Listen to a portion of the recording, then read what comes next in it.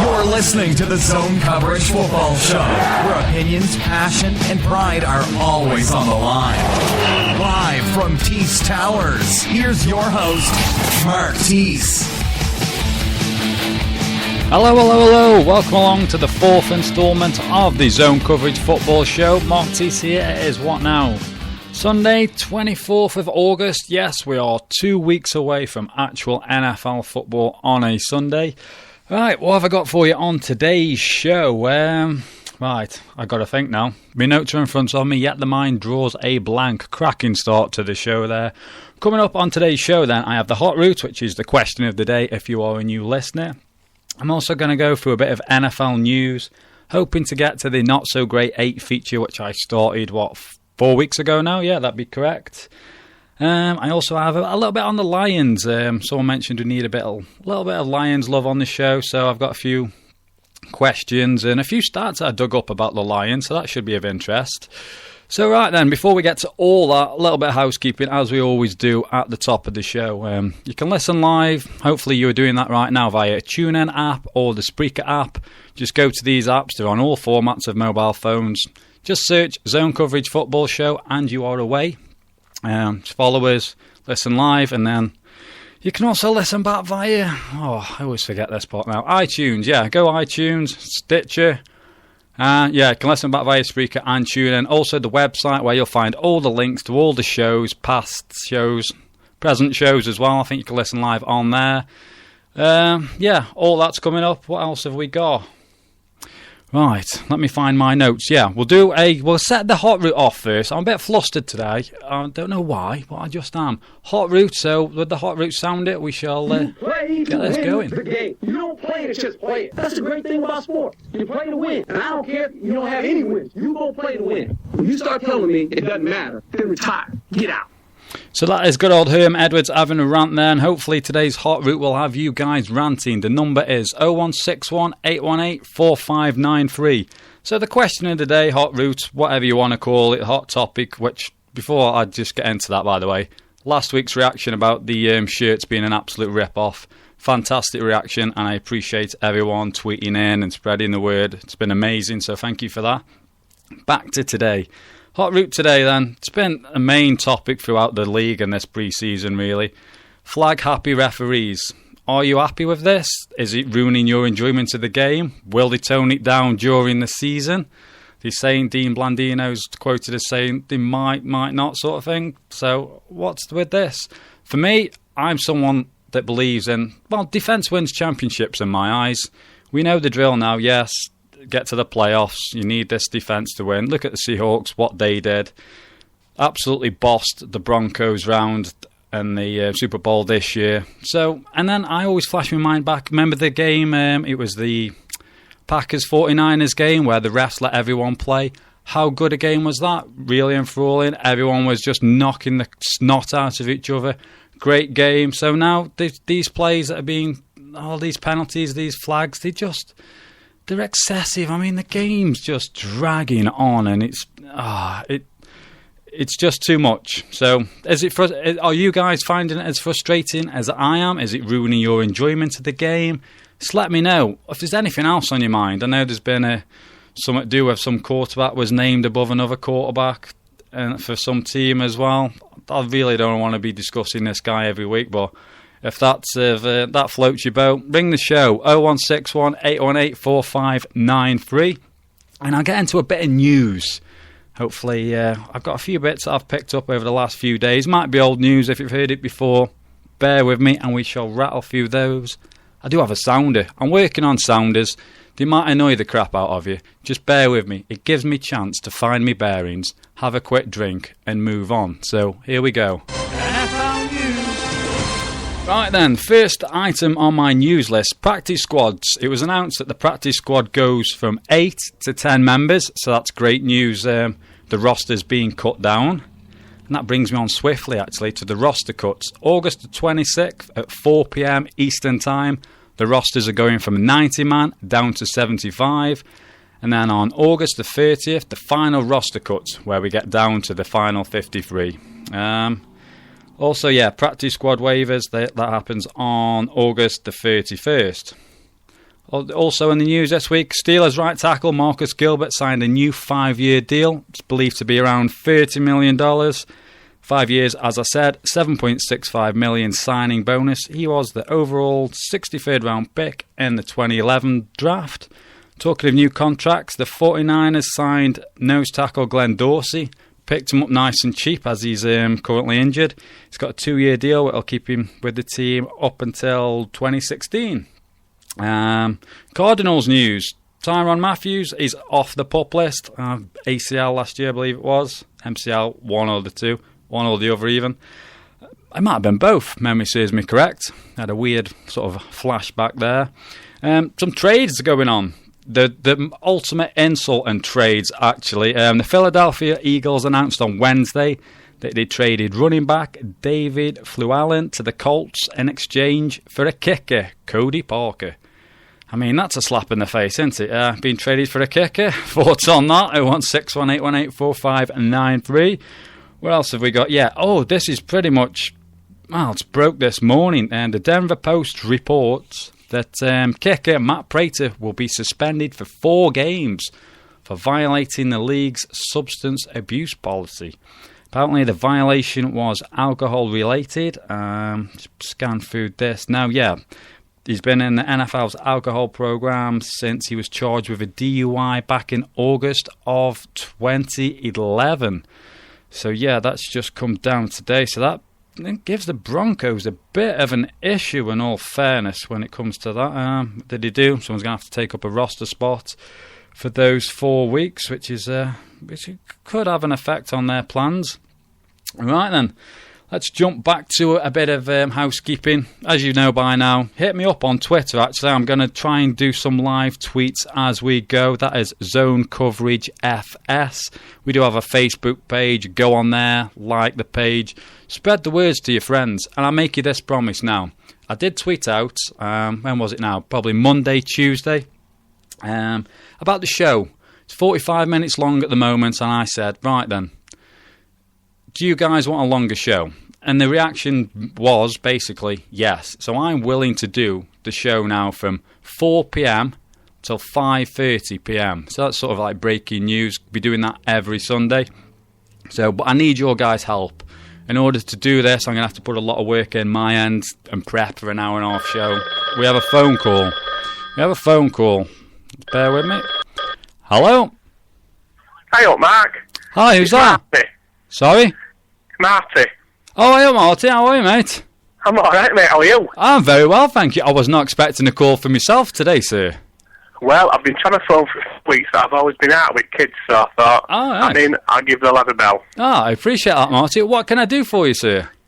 Well, just listening to the show, obviously. Yeah. I've got a question about Gino, but I'll start off just with talking about your hot route about the flags. Yeah. I completely agree with you. You know, this game, we like it when it's just played. Let the players play. And all this constant, stopping and, flagging, it's obviously giving offence a bit more of a chance, but, and when you let the D-men hit. Yeah, it's a good physical game, isn't it? Let them play. I've referred back to that 49ers Packer game in the playoffs when it was absolutely ice cold, and what a good game that was. Very entertaining. The DBs were allowed to play, and you didn't see the receivers moaning. Something I've noticed in this pre-season as well is I've seen the receivers getting up and they're making like a throwing of the flag gesture, and I don't like that. Yeah, I think it's just going to be a circle, like you said. Once they get used to throwing flags, obviously receivers are going to expect it, so they're going to be making them gestures, and then probably there'll be more flags. So I think they're making a bit of a rub through their own back. Yeah, I know what you mean. I just found that when the receivers were doing that gesture, it reminded me of your regular football, soccer, so to say, where you get these poncy guys that are doing their hair and all this sort of stuff, and they're rolling around on the floor and they're coming up asking for cards. It's new to me. I don't get why they're doing that. It's off-putting. Sorry, sorry, Marty. Go ahead. Yeah, I agree, and obviously like you say, in soccer, it seems to be getting worse and worse. So let's just hope it's a bit of a phase, and get over it and just let the guys play. Yeah, I did write down a stat here if you're interested, actually. I should have read this out at the top of the show, really, when I advertised this.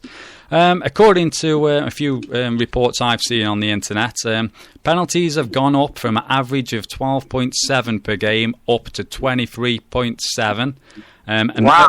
Yeah, so that's a jump. Well, it's pretty much double, basically. And over the last 5 years, it's fluctuated between 13.2 and 12.4 penalties per game. So that's a massive increase. Yeah, they're not going to have enough flags for Raiders games, are they? No. Oh, dear. You mentioned Geno Smith as well, Marty. What do you want to talk about? Yeah, I just wanted to ask the question, because I've noticed that there's been a bit of Jets bashing going on this week in media, as normal. Yeah, I was going to say that's a normal occurrence, isn't it?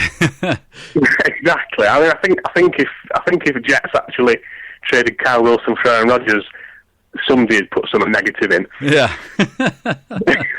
But obviously, just wanted to get your take on, how you think it's shaping up. Obviously, Geno's been named starter now.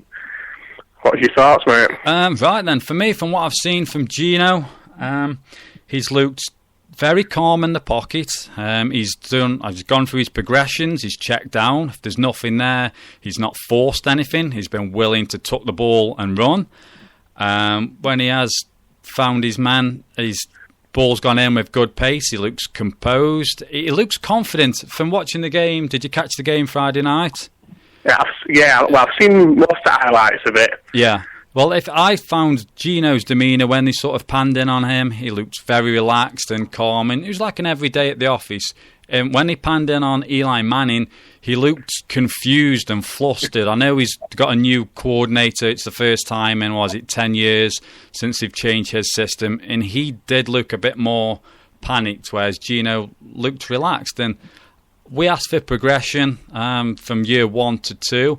I've seen that, and yeah, I'm pleasantly surprised. I'm not saying he's going to blow the doors off and become an outstanding quarterback for the team, because we don't know. But what I am happy with is I've seen progression. It's not leaps and bounds progression where you're like, wow, MVP candidate. It's steady progression, which I don't think I can ask for any more than that, to be honest. Yourself? Yeah, I'm completely with you. I think just watching games, it definitely looks more poised. I mean, his stats were good against Giants. They could have even been even better if not for a couple of drop catches in end zone. So I don't think we could ask anything more. I mean, I think addition of Johnson at running game, and obviously Decker and Amaro's look good. End of the day, the guy's got to have some weapons. And they all seem to be gelling quite well, and obviously Geno's central to that. So yeah, I'm really positive. Can't wait for our season to start. No, the running game impressed me as well, if I'm honest, on Friday even. Yeah, me too. It looked good. I mean, and on the flip, like they've got a good balance, don't they? Yeah, it did. Copples jumped out for me as well. He had a good game, and I even like on the Giants side, I suppose they run the ball pretty well, which against RD was good on their part, if I'm honest. That may be a bit of concern. Yeah, I mean, obviously, yeah, I do think they'll be. I think they'll be all right when the season gets going. Certainly from 3. It's nice to see Babin getting a sack. Yeah. So we've got a bit of depth there. Obviously, secondary's a bit concerning with injuries and concussions. Yeah, secondary's a mess. Pryor looks the business, if I'm honest. Last couple of games now, I think he's led the team in tackles. He's coming down, and he has his reputation precedes him. He was known as a hard hitter coming out of college, and he's not let anyone down, to be fair, in that respect. Yeah, absolutely. Brilliant stuff, Mike. Can I do you for anything else, mate, while you're on? Anything else catching your attention around the league, or you just want to rant away about anything in particular? No, to be fair, I've not managed to catch a lot of pre-season. I've had a busy few weeks, but there's a couple of rookies that hearing good things about. Yeah. Which I'll be looking at for dark rounds in tonight's fantasy draft tonight. Yeah, we do have that coming off. That should be of interest. Yeah. Make sure you get your phone charged. I heard you had a few issues last night on your college one. Yeah, I had a nightmare on that. I was the first time I'd ever done the college draft, and I'll be very honest. College football sort of escapes me at times because I work nights, the wife's days, so I try to put Saturday to one side, get all my brownie points in there. So squeaking in college games is damn cheeky, my end, if I'm honest. So I was looking at these draftees and I was like, oh my god, who's this, who's that? I did a quick research, top 100 potential prospects and stuff, and was sort of going off that list. I couldn't log on my computer. I was doing it via my phone. I crashed out after 5 picks. It was not good. But yeah, it'll be part of the banter and part of a learning curve, so hopefully I'll be better prepared for when we hit the draft next year. Yeah. Cool. I'm sure there'll be some banter on tonight after the draft. Most definitely will. There will. I wonder if anybody will make the mistake of picking Matt Prater. Yeah, there'll be someone. We'll keep that quiet going into it. Yeah. Mate, we have to talk to you, fella. Brilliant. I appreciate the call, Marty. Take care, buddy, and I'll see you in the draft a little bit later then, mate. Yeah, happy days, mate. Okay. Ta-da. Cheers, Marty. Take care, mate. And that was good, a friend of the other podcast that I've got running. That is, if you are a Jets fan. If you don't know, I am a Jets fan. But I do have another podcast with my co-host Steve, who lives in Connecticut, New York. That is Jet Pond Podcast. If anyone ever wants to check that out. But back to the Zone Coverage Football Show. This is what we're all here for today. So you don't want to hear me banging on about my team, but Marty, appreciate the call and your thoughts on the flag issue that has dominated this year's pre-season. I'm just going to jump to Twitter briefly. I've seen my phone flash a few times. Just double check on what's going on here. Right then, a tweet from Huddle Magazine. If taunting is an unsportsmanlike conduct penalty, surely a wide receiver asking for a flag is. Yeah, that's a good point. A few retweets and that. So yeah, hit us up on this issue, 0161 818 4593. Catch us on Twitter, Zone Coverage FS. Right then, I got the news out of the way. Oh, and also, can someone let me know? We had some technical issues with calls last week. Got a brand spanking new mic in front of me. So hopefully I do sound a little bit crisper than last week. The problem was my fat sausage fingers were all over the mixer beforehand. Knocked a wire. So that was on me last week. So hopefully we are coming across a lot better than we were. I did say I wanted to talk a little bit about the Detroit Lions. I did a bit of research into the Lions, and I suppose this could have been a hot root question, really. Is this the best chance the Lions have got of winning the Super Bowl? If you look at Dominic Sue, he's on a ridiculous contract. Tagging him next year would be absolutely crazy. They can't really afford it, if I'm honest. Where's he gone now? I did write this down somewhere. Right. Bear with me 1 second while I scan there. That was it. Also, yes, defensive tackle Nick Farley. People say, and rightly so, that he's probably more talented than Sue. He's a dominant player where he wants to be. Questions over his attitude this year. Last year, he ended the season with 6 sacks and a forced fumble. What's going on there? He's been relegated now, taking second team reps, which it's not good. But the interesting facts that I found in regards to the offense, I'll give you a few stats on Stafford first. He's thrown over 4,500 yards for the last 3 years, 29 touchdowns, 19 picks. His completion percentage, though, has been below 60% for the last 2 years. His main target's been Megatron, Calvin Johnson. He's been targeted a minimum of 150 times in the last 3 years as well. And over the course of the time, 33 touchdowns, 5,137 yards.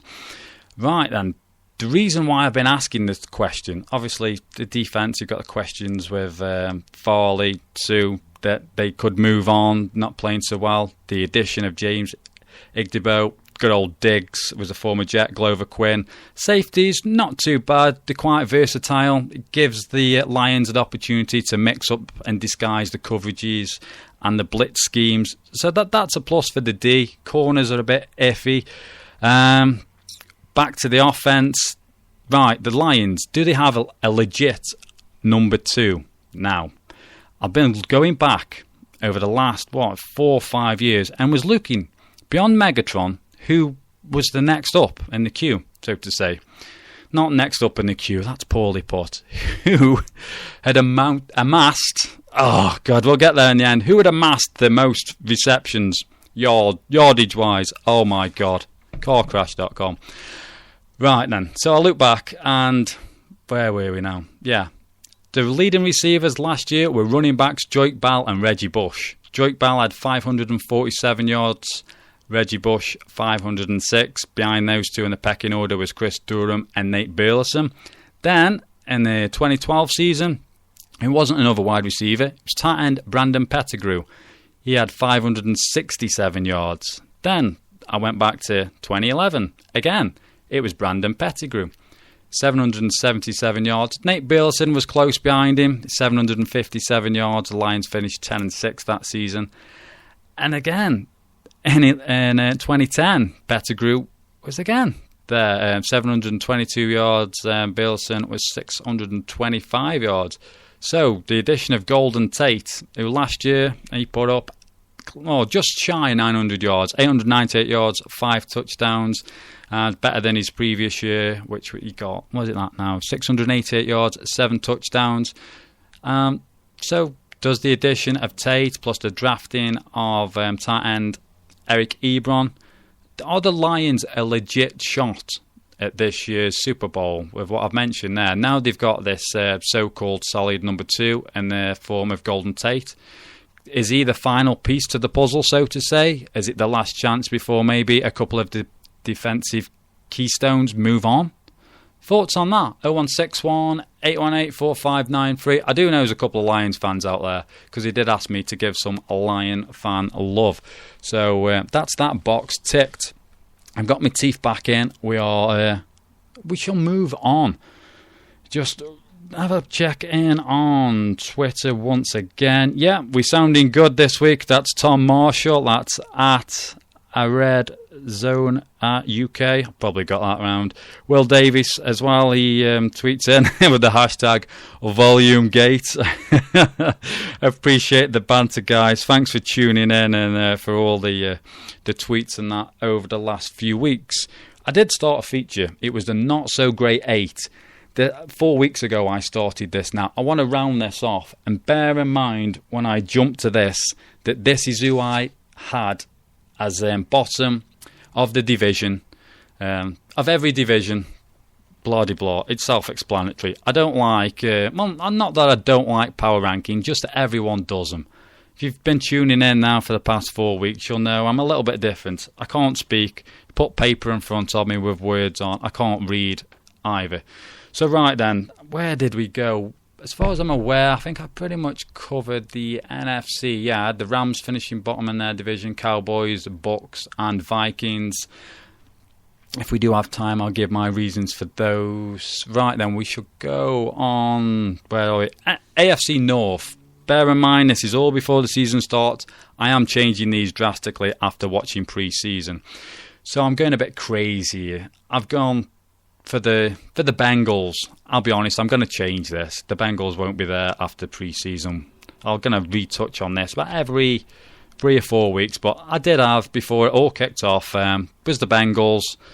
Basically because my notes say here that Dalton was under pressure for a new contract. We do know now that he's got that out of the way. He's looked absolutely fantastic in pre-season. But I felt that the losses of the coordinators, Mike Zimmer to the Vikings and Jay Gruden to the Redskins, I felt that had impacted the team more than we'd realise. Plus, someone's got to go from first to worst. There's always one team, right? So why not the Bengals? I do like, obviously, AJ Green, Joe Bernard, Vontez Burflett. He did lead the NFL with 171 tackles last year. And this is crazy now. Reading this a month on, I sound like I was... maybe I could have been pulled over for the NFL substance abuse here, reading back through this. Yes, I did put that I believe that the Browns would do better than the Bengals with Mike Pettin, but we all know what's going on there at the quarterback there. So, yeah, I did have the Bengals as the bottom of the AFC North. bear in mind this was 4 weeks ago, so that's that one to bed. Move on. Where are we now? AFC West. I'm probably going to keep this one, but it was a toss-up for me between the Chiefs or the Raiders. And I did put down, I'm going to open this up with a shock. So clearly I got this in the wrong order. So my pick is the Chiefs. The reason being, well, last year they had the 5th easiest schedule. This year they've got the 7th toughest schedule, if you read into all that. They surrendered 41 sacks last year. And the line's been decimated. Brandon Albert, Jeff Schwartz, John Asamoah. Number 1 pick, Eric Fisher, he's really struggled. And he's been poor all preseason, hasn't he? Well, he's been poor since he's been signed, I know. It's been a mess. And Alex Smith looked awful last night. Not his fault. The line's really letting him down. Jamal Charles is, I don't want to put a curse on him, but an injury happens to Jamal Charles. That line's poor. The Chiefs are really, really going to struggle. Don't get me wrong. The Raiders are nothing to write home about, but that's. I think the Raiders get enough hate as it is, and you never know. They've signed I do have the list somewhere. A collection of golden oldies, let's say. And you never know, they might gel and they could have hit the ground running. But I do have genuine concerns for the Chiefs. I think they overachieved last year. They got lucky playing the quarterbacks that they did at certain times. So for the time being, Chiefs, you would be my not in the not-so-great 8 bottom of the AFC West. Moves us on to the AFC South. This again was a toss-up for me between the Jags and the Titans. Jags under Gus Bradley seem to be heading in the right direction. However, the Titans have been pretty mediocre for the last few years. We did mention Titans last year when Neil Dutton, last week, has Neil Dutton rung in. And everyone was like, oh, it's the Titans. There's what are they? If there's any Titans fans listening, I was talking to a Titans fan on Twitter the other day. I can't find it off the top of my head. Bear with me. Titans fan. Good follow. Nice guy as well. Scroll down. Come on. She's so unprofessional. So, yes. Click on here. It's at 10_Titans UK. So we were talking round about Zach Mettenberger. Looks pretty decent. Jake Locker, can he stay healthy? And that is the main concern as well there. The loss of Chris Johnson. You've got Sean Green. Not to harp on about being a Jets fan, but the regular listeners to the other show that I do know that I was never a fan of Sean Green. I regard him as a bit of a plodder. Got Bishop Sankey even in the backfield. I'm not overly impressed by the Titans. This was 4 weeks ago. What I've seen from Locker these last three weeks now, he's looked a hell of a lot better. Mettenberger, if Locker does go down, looks like he could come in and do an adequate job in fairness. So, as it stands at the moment, AFC South, the not-so-great 8. Titans get my nod there. Yeah, a bit more of a homer pick here, I'm afraid. The AFC East, you all know where I'm going with this. But this will change. I'd initially put the Dolphins, mainly because... Well, I'm a bitter Dolphins fan. I'm still getting over the fake spike from Marino and all that nonsense from over the years. But no, my main concern was Jonathan Martin and Richie Incognito incident. Could they clean up the locker room, the mentality in there? Is there still a bit of a bitter taste in the mouth of certain people? The O-line again. What was Tannehill sacked an NFL high of 58 times, 8 more than anyone else. He hadn't really got a running game that he could lean on. Lamar Miller, Daniel Thomas didn't look so good. I know No Sean Marino got his first bit of preseason action last night. He looked good. Tannehill was also connecting with Wallace. The deep ball still an issue. But that chemistry's come on, and the fact that EJ Manuel has looked absolutely shocking when I come back round to doing these. The Dolphins and Bills are going to swap places in all fairness. Cameron Wake, he was solid yesterday as well. I got him on my list as sort of standout players. Brent Grimes as well. He's a good player, good corner. So yeah, the Dolphins were there a few weeks ago. So spoiler alert for in a few weeks, it's the Bills. And the Bills are probably going to be battling out for the number 1 pick the way that they're going at the moment. So, do we have everyone covered there? Titans, Chiefs, Dolphins, Bengals. Yeah, I believe I've wrapped that up. Yeah, but something feels amiss. I don't know what, but something feels amiss. So that is like the not-so-great 8 feature. We're going to rattle through that, what now, about every 3 or 4 weeks. Like I say, did this before the ball got rolling. I've caught the majority of the preseason games, mainly the starters. So if you know of any good backup battles and these sort of, let's be honest now, good 40-odd places on the roster, 45 you could argue, are pretty much done and dusted due mainly to contracts. There's not many places up for grabs, but if you've seen someone for your team late on in the games that has made a big impact, or maybe he might get cut and another team might pick him up, any standouts, any names that we're unfamiliar with? We know we see the stars, the receivers, quarterbacks, and the top corners and linebackers. They seem to get the main headlines. That's a bit of line love, any O-line, D-line love out there for any guys under the radar that are sort of floating around. Hit us up, Twitter, Zone Coverage FS, 0161 818 4593. We are edging towards the end of the show, 14 minutes left, so we did have 4 calls last week, which was a Zone Coverage record. I don't think we're going to top that this week, but there's still time to ring in and have your say on that. I will, as I have been doing, reel off the Week 3 preseason scores. Oh, damn it. And the first one I look at, Steelers and Eagles. I forgot to write down the Eagles score.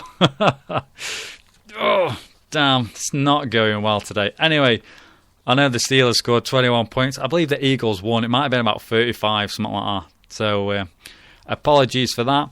But yeah, both Le'Veon Bell and LeGarrette Blount played following their arrest for pot. There's been plenty of jokes about LeGarrette Blount's surname and the incident he was arrested for. Unfortunate, but one of those things. Nick Foles was 19 of 29 for touchdown and a pick. He led them on drives that put 17 points on the board. Both Macklin and Cooper started. They had 68 yards, 9 catches between them. In come Mark Sanchez. He was 7 of 9 for 85 yards. And then Barkley come in late on. He was 4 of 4 for 37. Big Ben was 15 of 24, 157 yards, a touchdown and a pick. Ryan Shazier led the team with 6 tackles. Troy Polamalu, the long-haired wonder, and his flowing locks, he had a pick. Antonio Brown, 3 receptions for 59 yards. Heath Miller also had 5 receptions for 53 yards and a touchdown. And safety Mike Mitchell, he also had 6 tackles in that game. Moving on, we had the Jags at the Lions. There was 27 penalties in this game alone, going back to the hot route and the flag-throwing referees. Reggie Bush, wow, has anyone seen his 83-yard touchdown? I thought Reggie Bush is getting a bit long in the tooth these days. Tell you what, I did not realise how quick Reggie Bush still was. He turned on the burners. He was gone. I was impressed. That is a good sign for the Lions. And reverting back to what I was saying earlier, are they legit for a Super Bowl this year? I know they're in a tough division. I know the Packers fans and the Bears fans are going to be on my case about that. But you guys get enough love. Let's share this love round. Bit of Lion love. That sounds quite dodgy. Anyway, moving on. Megatron got his bit of action. Lion Love and Megatron getting action. This is not worded the best.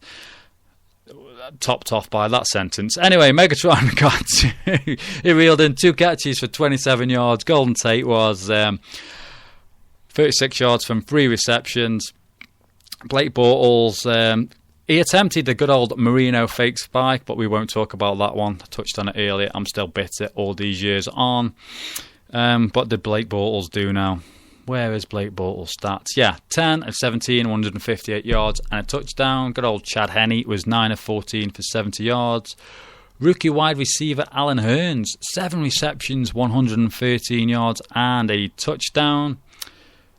And Tahir Whitehead had 10 tackles and a sack. He's a Jags linebacker. Moving on, the Pats handed the Panthers their own rear end. Brady led the Pats on 3 scoring drives. He finished the night with 17 of 21 for 204 yards, 2 touchdowns. There was no Gronk or Jared Mayo in this one. Julian Edelman was the pick of the bunch at receiver, had 8 receptions for 99 yards. Shane Vereen got a lot of work out the backfield as well. 5 receptions, 57 yards, couple of touchdowns. Cam Newton, he's still looking not himself, in fairness. Still a bit tentative on that ankle. He finished the night with figures of 8 of 12 for 88 yards. He got sacked 3 times. O-line was average at best. Calvin Benjamin, 5 receptions, 47 yards. Thomas Davis led the team with 7 tackles. Pats-wise, Chandler Jones, 6 tackles, 2 sacks. Ryan Mallett did get on. He was 2 of 13. And good old Jimmy G also got a glimpse in this game. He's 9 of 12, 105 yards, and a touchdown. On to the biggest prize on offer in National Football League. That is the Snoopy Trophy. Yes, the good old Snoopy Trophy was on the line at the MetLife Stadium, and the Giants became victors, rolling over the Jets 35-24 late on in that one. As I mentioned earlier, talking with Marty, Eli Manning still struggling to adjust to Ben McAdoo's system. He finished the night 12 of 21, 139 yards and a touchdown. As I also mentioned, Rashard Jennings and Andre Williams both played well. Jennings was 13 carries, 67 yards. Williams, 11 carries, 49 yards and a touchdown.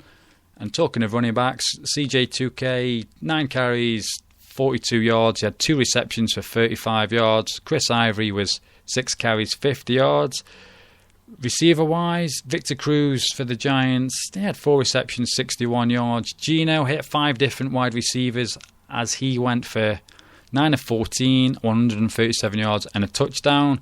Good old Ryan Nassib, who Giants fans calling for Nassib. Yeah, that could be another hot route. Nassib was 8 of 12, 103 yards, 3 touchdowns. Nassib, what are your thoughts on Nassib? Could he... Would you bench Manning?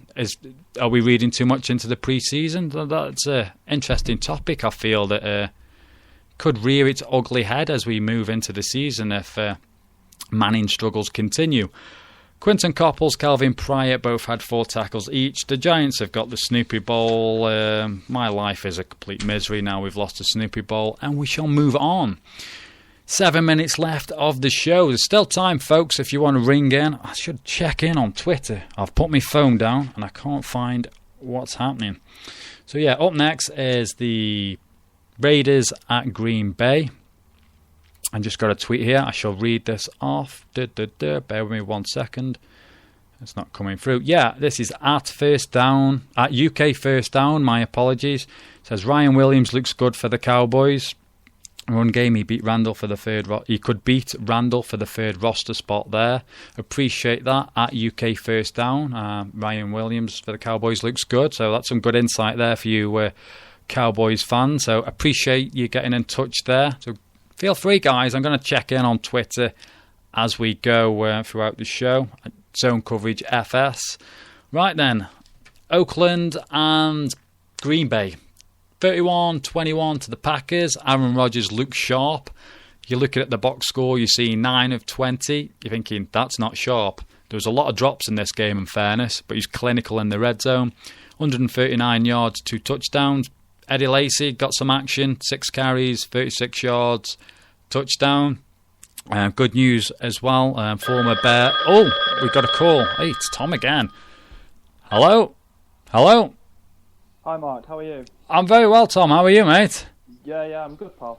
I just thought I'd give you a call in, going off your hot topic. Yeah, I appreciate this. Is a hat trick for you now. Hi, mate. Yeah, it is. I mean, really, just following up the tweet that I sent you through, shouldn't it be an unsportsmanlike conduct call? Actually, I had a chance to speak to Mike Pereira, former head of officiating at the NFL, and he's confirmed that actually it's not an offence for a wide receiver to call for the league have looked at it in the past. Oh, right. But it's not actually an unsportsmanlike conduct offence, and the WRs can do it and get away with it. So I mean, we're not going to see that getting flagged as an unsportsmanlike conduct call at any time soon. So it's kind of an encouragement for them to keep on doing it, and we may see this only getting worse. Yeah, I just don't like that at all. It's just prima donna sort of thing. It's not something I'm used to seeing. Well, I'm quite shocked, as I said in the tweet to you earlier, about taunting being an offence.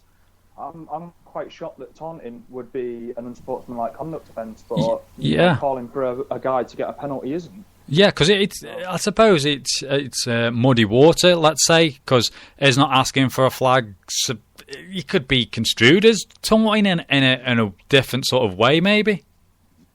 Because I don't know, is it? Yeah, this is it. So like I say, I mean, the tweet I sent through to you, I just asked for Mike Pereira to clarify that, and he's actually come back, tweeted me back, and said, that it's not the case. And I've asked him why.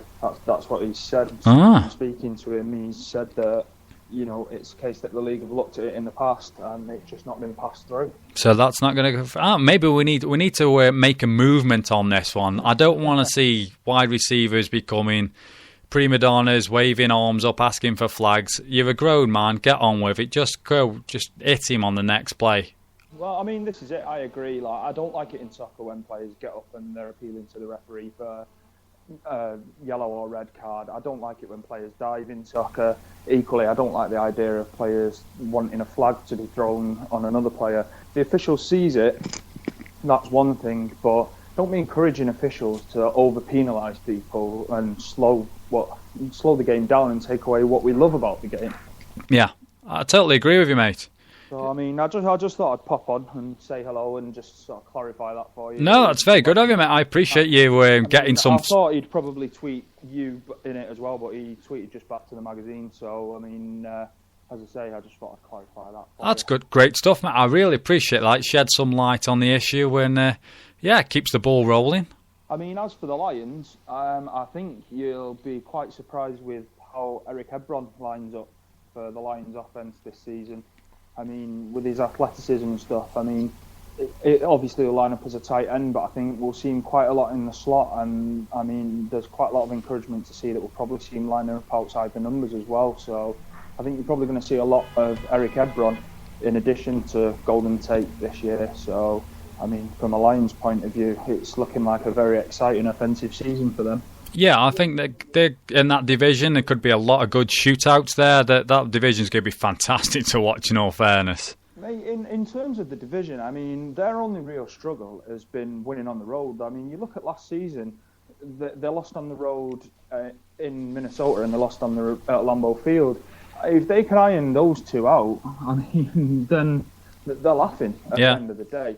I mean, they've not won in 23 games now at Lambeau Field, so don't go expecting them to be turning the Packers over this season particularly.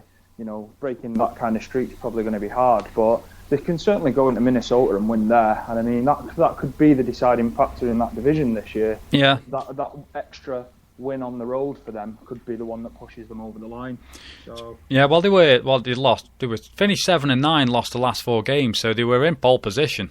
This is it. I mean, they were doing really well, and the only problem that they may have is the new offense that they're all involved in at the moment. I mean, that in itself could cause teething problems to begin with, but it certainly doesn't look the case in pre-season that's happening. So, I mean, they're looking quite good. Yeah. If I was a Lions fan, I'd be quite hopeful. Oh, yeah, me too. I'd echo exactly those sentiments. Right, Tom, completing your hat trick, mate, of calls. I shall complete my hat trick and cutting you off as the show's coming to an end. No problem at all, pal. We have got this down to a fine art now, by the way. Okay, no problem. I'll see you around about the same time next week. Well, we're an extended show next week. We're going to be going for an hour and a half. All right, well, I'll have to phone in a little bit later then. Yeah. Sure if you give me about the last 5 minutes, mate, that'd be absolutely perfect. No dramas. Catch you later. All right, cheers, Tom. Thanks, mate. Brilliant. That pretty much wraps up the show. I shall run through these scores quickly now. Seahawks beat the Bears 34-6. The Bucks 27-14 victors over the Bills. Titans beat the Falcons 24-17. Oh, I'm losing track where I was. Dolphins beat Cowboys 25-20. Ravens beat Redskins 23-17. I am done. I'm out of time. Sorry, folks. We'll be back next week. A longer, extended show. Twitter, Zone Coverage FS. And remember, hustle here and never quit. Thank you for tuning in to today's show. Unable to listen live? We've got that covered. Simply search the Zone Coverage Football Show in either iTunes or Stitcher Radio. And don't forget to subscribe. All our shows and details on how to call into the show can be found on the website www.zonecoveragefootballshow.com.